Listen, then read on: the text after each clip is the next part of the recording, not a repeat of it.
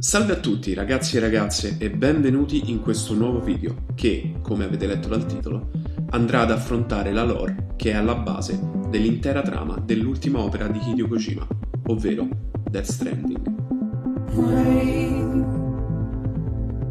Heavy pulse, burning eyes, sweaty clothes. Ci tengo a fare una doverosa premessa: l'intento del video non è quello di andare a riassumere gli avvenimenti che nei panni del nostro protagonista Sam Porter Bridges andremo a vivere durante il gioco, ma bensì rendere più chiaro il contesto in cui verremo catapultati in questa avventura, andando quindi a spiegare la cosmologia e la filosofia che è alla base di Death Stranding. Ciò quindi non andrà a rovinare la vostra avventura, non vi saranno spoiler di alcun tipo e potrete godervi appieno il videogioco, avendo chiaro, una volta visto il video, il mondo, o per meglio dire, l'America di Death Stranding.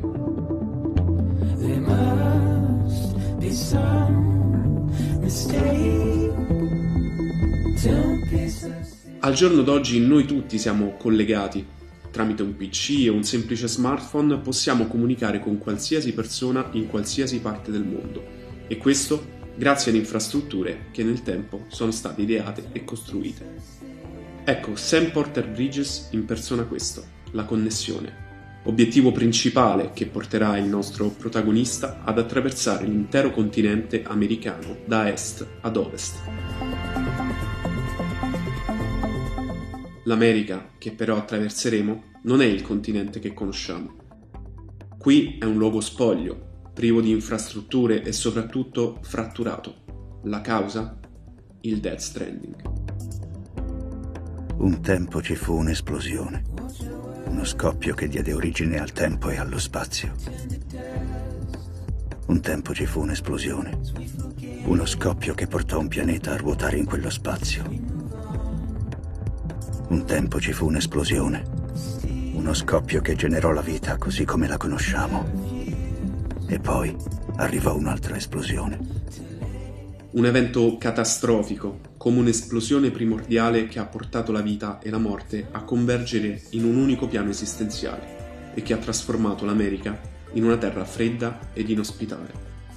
La realtà post-Stranding in cui ci ritroviamo all'inizio della nostra avventura è una realtà post-apocalittica dove la razza umana è fratturata, divisa, impaurita, costretta alla reclusione in strutture sotterranee per la paura di entrare in contatto con l'altro mondo, ma soprattutto con le entità che lo abitano, le anime vaganti, le creature arenate, le CA. Esse sono entità eteree, apparentemente invisibili, identificabili ad occhio umano solo dalle impronte di mani che lasciano sulle superfici al loro passaggio.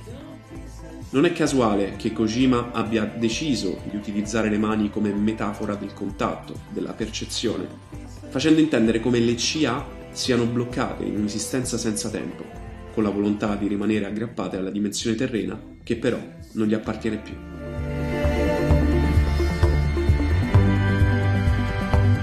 Don't be so serious.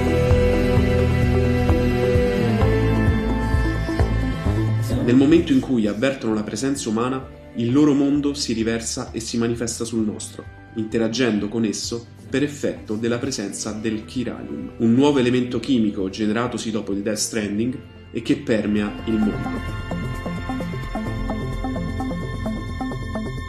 Un'alta densità di Chiralium genera un altro nemico costante con cui dovremo abituarci a convivere nel videogioco, ossia la cronopioggia, un evento atmosferico che causa piogge continue di un'acqua che, a contatto con qualsiasi essere vivente, ne provoca un invecchiamento quasi istantaneo e quindi la morte.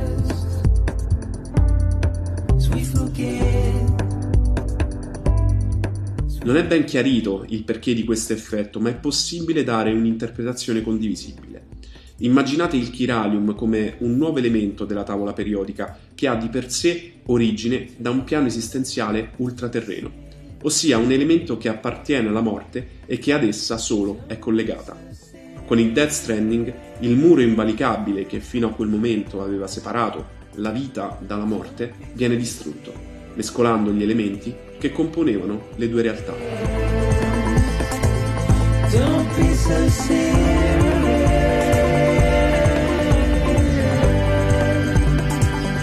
Don't be so L'etimologia della parola chirale e il significato chimico-scientifico di chiralità è alla base della lore di Death Stranding.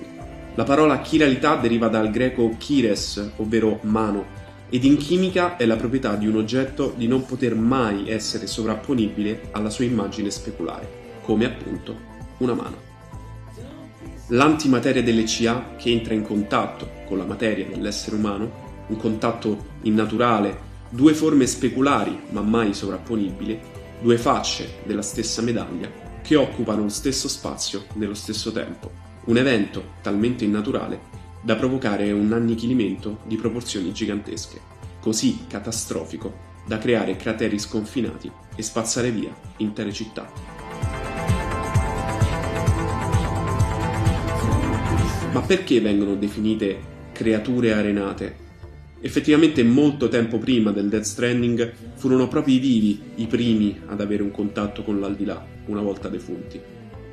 Come nella mitologia greca, Caronte, il traghettatore dell'Ade, trasportava le anime dei morti attraverso il fiume Stige, così in Death Stranding la persona defunta si ritrova ad attraversare la cosiddetta spiaggia, un luogo ultraterreno a confine con l'aldilà. Ogni persona ha la sua unica spiaggia, alla quale è connessa attraverso il suo Ha, il suo spirito, mentre dall'altro capo, nella dimensione terrena, l'individuo è collegato tramite il suo Ka, il suo corpo. Questa connessione, attraverso l'espansione della rete chirale e alla creazione delle Uka da parte di Sam, pone come obiettivo collegare non solo il Ka di tutte le persone, ma soprattutto connettere il loro Ha e quindi di avere un'unica spiaggia, di connettere mente, anima e corpo dell'intera razza umana, con l'obiettivo di ottenere una coscienza ed una conoscenza comune.